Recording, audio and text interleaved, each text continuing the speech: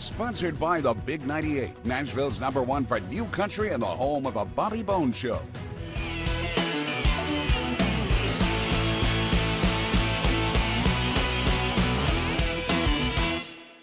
We're so pleased to have back on two-time Grammy Award winner, an incredible singer, songwriter, Americana artist, I would say country artist also, the one and only Jim Lauderdale. Jim, thanks for coming back on the show. Eric, thanks for having me. You know, you look great, particularly since you've been touring so much. Quit talking about yourself. You know, you've been out on the road. You just played the UK last month. Yes. Doing multiple shows. What's it like to be back out in public and playing music? Well, you know, there was a period, I guess it was the end of last summer, right, when things started picking up. Yeah. And then around November, when I was out, you know, a new wave had happened, and then people stopped going out as much. Right. Again, people are going out more again now. Thank so goodness. We'll see what, yeah. Well, But it has been pretty busy lately. Well, thank goodness. And you're such a great live performer. And you know, last year we talked about your album Hope that came out, which I love. And as you coin it, it was kind of your pandemic album. Right. Trying to give hope to people and a lot of motivational, positive songs. And now this month, Game Changer. Yes. And I'll tell you what, listening to this album, I think Game Changer, the title track, is probably my favorite song. This is a country album, Jim. Very country. And I had started it 3.5 years ago, maybe, and was kind of going through more and more songs. I've been recording a lot at Blackbird Studios, right, and a lot with the Blackbird Academy, which is a school. They have an incredible 6-month program, and I started enjoying it more and more as far as working with folks that are learning how to be engineers. And I'll tell you, I am a Luddite, though, unfortunately. So I have so much respect for anybody that knows anything technical. But I mean, it's pretty complicated, really. All the, you know, learning how to engineer, right, and so there are a lot of aspiring engineers / producers, some singer-songwriters that just want to know how to do things. I wished I had done that, but and so and they've got an incredible bunch of teachers there. Right. And well, you know, and I was talking, you and I were talking before we came on the interview, to where with John McBride, and what a great way for somebody of your caliber also to work with these students, to give them that experience, working with you and making you sound your best. And I mean, you know, on Hope and also on Game Changer, your vocals sound great, the instrumentation, the steel guitars, and as you and I know, it comes down to the mixing, the mastering, the microphone placement. Yeah. And so what a great thing for these students to get to work with you. Well, that's just as good for me. Believe me, I learn a lot from them. But you know, you brought up also with Game Changer, you know, working on it for 3.5 years, and so many, I can hear your influences throughout this entire album. And there's so many songs that appeal to me in it. And there's a lot of emotional, you know, there's some heartbreak. You know, it's like in some of these songs, I kind of felt like I heard, you know, echoes of Buck Owens and things like that. And it's like going, it's a fun album, but it's like a lot of traditional country, whereas before you've kind of pushed other boundaries. It's kind of like a cycle, I think, with stuff I put out. I'll do a bluegrass thing, then a rock thing, then a country thing or whatever. So I'm doing another country record. But I think that's what the fans love too, is that when they come see you live, Jim, is that you get a taste of all these different forms of music. It's not going to be just like all bluegrass, all country, all anything. You know, you always bring different musical influences to the table, and that's why I enjoy listening to your albums. It's like going, I kind of want to see what's he going to do next.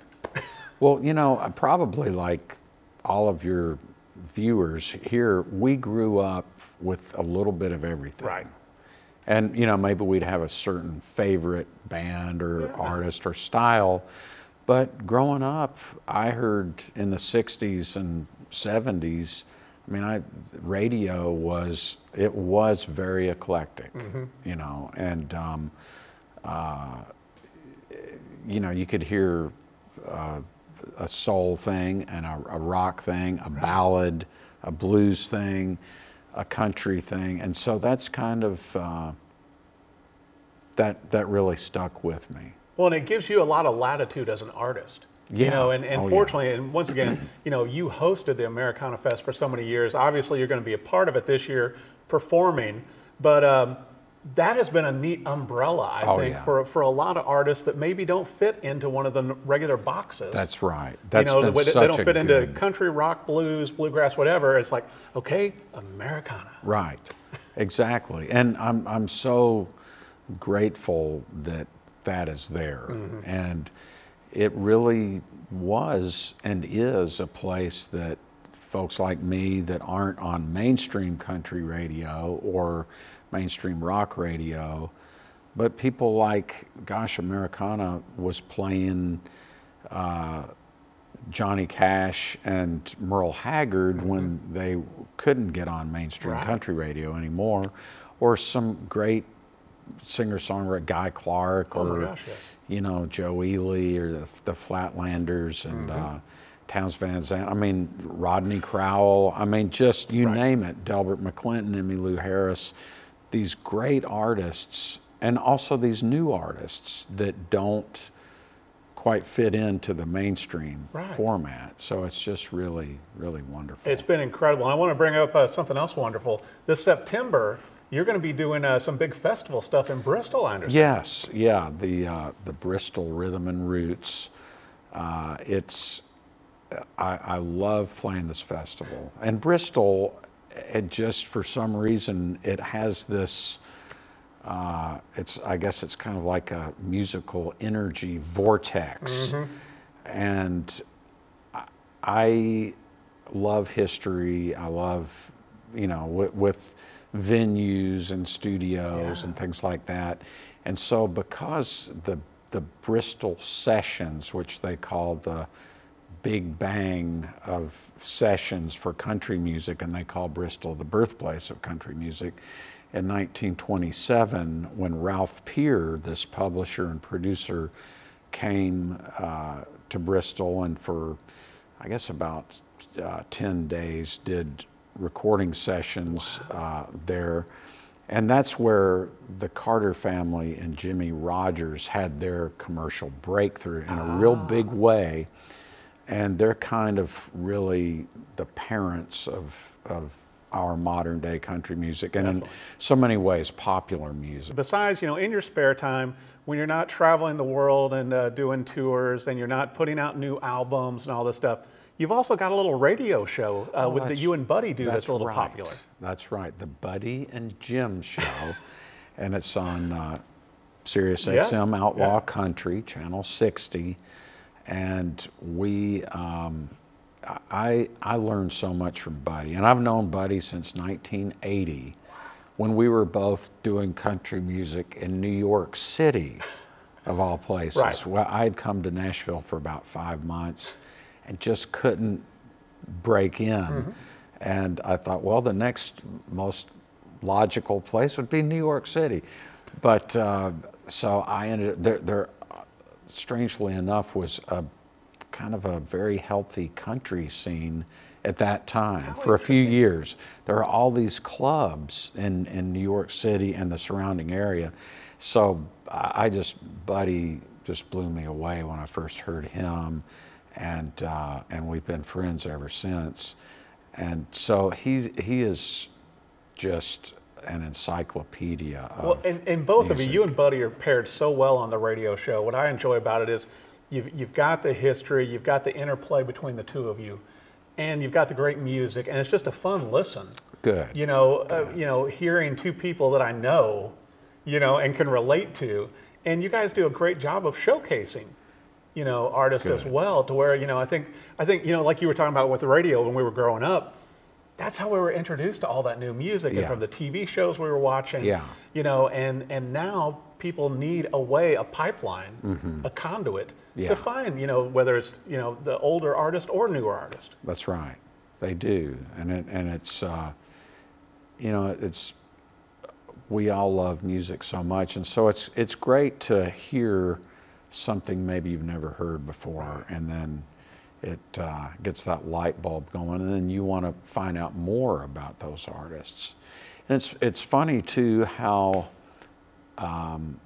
different artists, sometimes when you hear them, you want to find out their influences. Like you take somebody like Graham Parsons, you go, oh, okay, this song is by Charlie and Ira Louvin. Who are they? So you find out about the Louvin brothers, etc. You know, or you know, the Rolling Stones. It's like, well, wait a minute, who wrote this blues song that they recorded on their And I love first knowing couple that albums? stuff. Yeah, And that's what I loved about the albums too, to where you could pop open the vinyl and you could see all who played on what song, who wrote it. Yeah. And so you guys bring that in the radio show.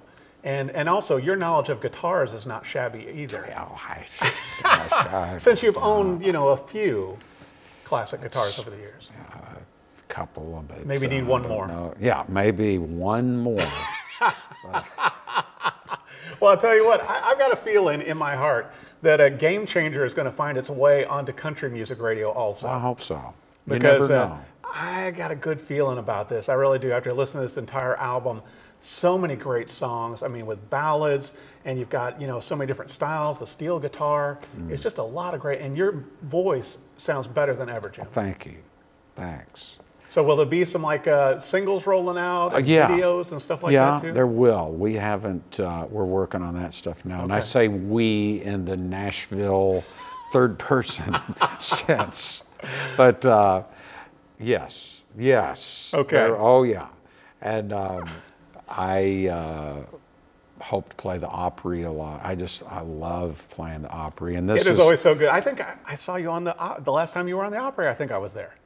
It's like, it's always so good. I love seeing people I know and that we've had on the show perform on, you know, those great stages. Yeah. That mean so much, and you feel the spirit of the past performers are there from the Opry, the Ryman. It just means, just like Bristol. Yeah, exactly. It means so much. Yeah. I want to make sure for our viewers that they know too, for your website, social media, to keep up with everything that you're doing, which is a lot, where do they need to go?